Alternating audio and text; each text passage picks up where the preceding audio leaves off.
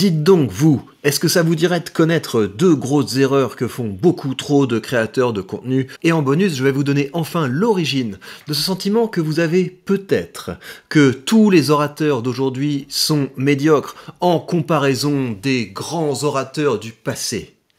Ce n'est pas que vos contemporains sont mauvais, c'est que vous êtes naïfs. Regardez. Pour être sur la création de contenu, est-ce qu'il y a pour toi 2-3 erreurs que tu vois très souvent? On n'est pas forcément sur YouTube, là, ça peut être des posts LinkedIn, ça peut être en télé ou autre, les erreurs les plus fréquentes. Alors pour moi, il y a des choses qui sont autour de la dictature de la sincérité et de la transparence.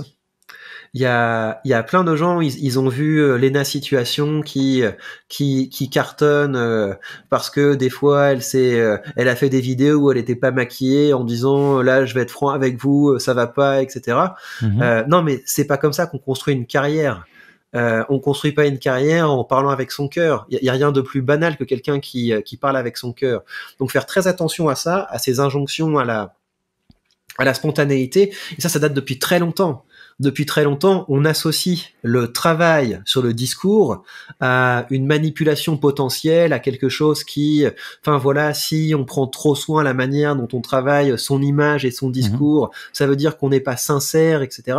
Donc faites très attention à ça. Mais ça vient de la télé, tu vois, parce que la télé d'avant, enfin même la télé d'aujourd'hui, tout est scripté, t'as aucune surprise, il n'y a aucune sincérité. Tu vois, les habits, mais les habits sont préparés avant par des stylistes. Tout est fake, en fait. La lumière, tu vois, tout ce qu'il va dire est prévu. Si ça va pas, c'est coupé au montage, etc. Donc, je pense que au début de YouTube, il y avait ce côté fraîcheur. Et quelqu'un qui te parlait sincèrement ou qui te parlait de ses problèmes, par exemple, là où à la télé, personne ne parlait des problèmes, hein, tout allait bien, tout est rose, c'est à l'américaine un petit peu avec toujours la belle fin qui va bien. Je pense qu'au début, ça avait un petit côté attirant. Mais je pense que tout le monde s'est mis à faire ça, à raconter sa petite vie, à se regarder parfois son petit nombril, etc. Et je pense qu'on est en train de vivre un peu un retour inverse. Mais tu es d'accord qu'à la télé, on avait quand même atteint un summum avant que les réseaux arrivent. Mais oui, c'est avec les gens qui sont vos proches que vous devez être sincère et transparent. Et encore, c'est avec vos amis, avec votre famille. Mais à partir du moment où vous prenez la parole en public, vous êtes en train de construire une image publique. Il faut faire très attention à ça. Vous n'avez pas accepté qu'on vous dise vas-y, pleure un petit coup, laisse parler tes émotions, etc. Non, je pense qu'il faut faire attention à son image publique. Il y a beaucoup de voyeurisme derrière ça. Les gens ont envie de voir, quand on dit montre tes fragilités, etc. Effectivement que ça attire le public, les fragilités, mais vous n'avez pas envie d'attirer des gens comme ça. Vous allez attirer des gens qui vont se refaire la cerise sur votre malheur. Vous n'avez pas envie de ça. Donc moi je dirais faites attention à ça. Faites attention à ces injonctions à la transparence, enfin voilà, il faut être à la spontanéité. Non. Quand le chirurgien arrive pour vous opérer, vous n'avez pas envie qu'il vous dise moi je suis un mec cool, j'ai rien préparé, on y va au feeling. Non, quand vous prenez la parole en public, vous êtes un orateur, donc vous travaillez ça. Donc première chose, faites attention à ça. Deuxième chose, je dirais, faites attention également aux injonctions à l'horizontalité. Enfin, c'est là que les gens vont comprendre que je suis un peu réac et tout, mais vous n'avez pas forcément des choses à apprendre du public.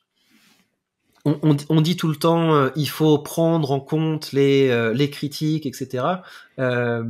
Là-dessus, moi, je vous conseille de faire attention parce qu'il y a beaucoup de gens qui n'y connaissent rien.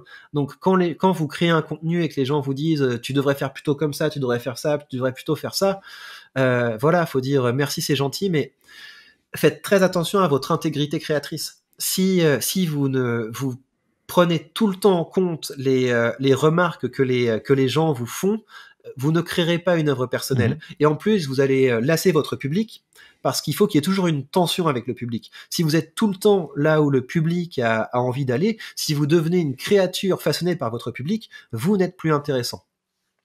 Donc faites attention à ça. L'horizontalité, enfin voilà, vous pouvez pas à la fois tabler tout sur l'horizontalité et vouloir vous démarquer. Il y a quelque chose qui va pas. Il faut, quand on prend la parole en public, assumer une certaine hauteur. Et moi, je le dis avec d'autant plus Sans problème, parce que moi, je pense avoir rendu service souvent à des élèves ou à des gens en formation en assumant d'être le formateur ou en assumant d'être le prof. Parce qu'une fois qu'on crée un cadre où les gens peuvent pas dire n'importe quoi et peuvent pas faire n'importe quoi, bah on est mieux disposé à apprendre. Et moi, j'assume ne pas avoir de conseils à recevoir du premier venu en matière de rhétorique. Et vous non plus. Dans votre discipline, dans le domaine dont vous êtes expert, vous n'avez pas de conseiller à recevoir du premier venu. Donc, intégrez ça, tout en sachant que, tu me demandais tout à l'heure quelles sont les fautes mortelles en rhétorique. Voilà, si vous avez l'air méprisant, dans une culture égalitariste comme la nôtre, c'est un vrai problème, c'est échec et mat. Donc, faites attention à ça. Proximité avec le public, mais je pense que la vraie bienveillance, c'est de vouloir que les gens progressent. Et les gens vont progresser d'autant mieux si vous assumez votre rôle de formateur et que vous assumez que sur certains points, vous en savez plus que les autres. J'ai l'impression que ce côté fond versus forme, même si les deux marchent ensemble, si tu peux pas avoir que de la forme ou que du fond, j'ai l'impression aujourd'hui que ça manque en fait. Je sais pas comment dire. Et on sait que les gens sont déçus de la politique. On le voit dans les taux d'abstention, on le voit globalement. Les gens s'intéressent à la politique. J'ai l'impression aujourd'hui parce qu'ils veulent de la castagne dans les débats. Ça reste à ce niveau-là. Ils veulent les petites phrases comme tu disais tout à l'heure.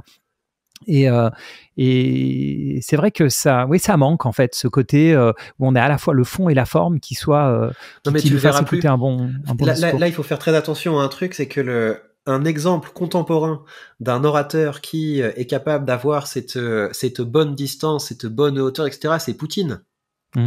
Pourquoi ? Parce que le système médiatique est organisé pour qu'il n'ait pas d'opposition. Et donc, c'est ce qui se passe avec un De Gaulle.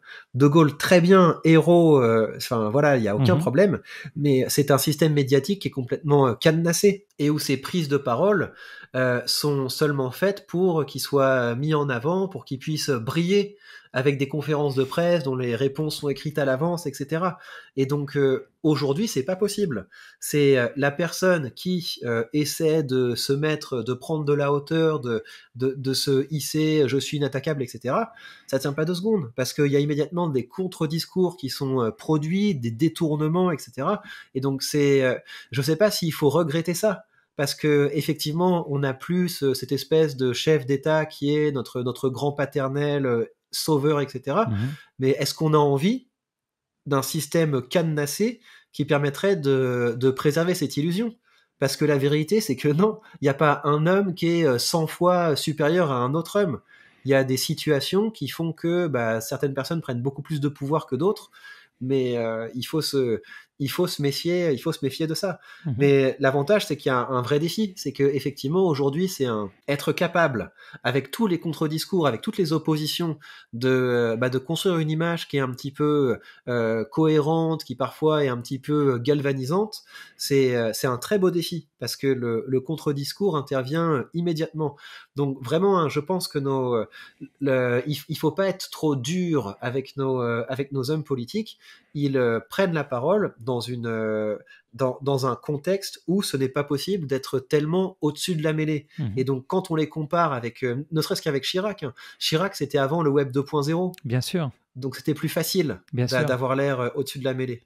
Et ce Web 2.0, ce qui est fou, c'est que tu te dis aujourd'hui, tu as Macron, ou peu importe n'importe quel homme politique, mais je dis Macron parce que c'est le président de la République actuelle, qui fait un tweet, par exemple, et tu as n'importe qui en 10 secondes fait un commentaire. Voilà, blaireau, etc. C'est fou en fait.